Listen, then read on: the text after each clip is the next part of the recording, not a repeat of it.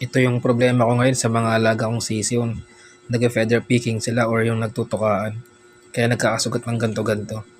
Nangyayari kasi yan pag yung kulungan mo maliit lang. Siyempre, paikot-ikot lang sila doon, naboboring. May isang nakaisip na tumuka, tapos nalasahan yung dugo. Punong-puno kasi ng protina yun kaya nasasarapan sila. Tapos yung iba may gagaya hanggang sa tumukaan na rin, tapos nasarapan. Hanggang sa habulin na sila ng marami. Kaya yun, kawawa talaga yung madadali. Kaya dapat iulay ko muna to. Tapos gagawa ko ng range area nila. Yung malawak para makatakbo-takbo sila at makatikim ng mga kulisap at uod.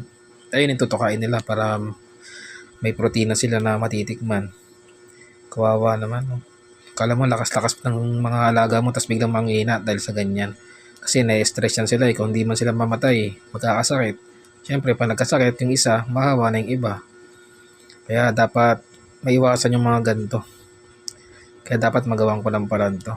Sayang naman yung mga pinaghirapan mo. Dapat sa pag-aalaga mo ng una hanggang dulo maayos. Kawawa naman.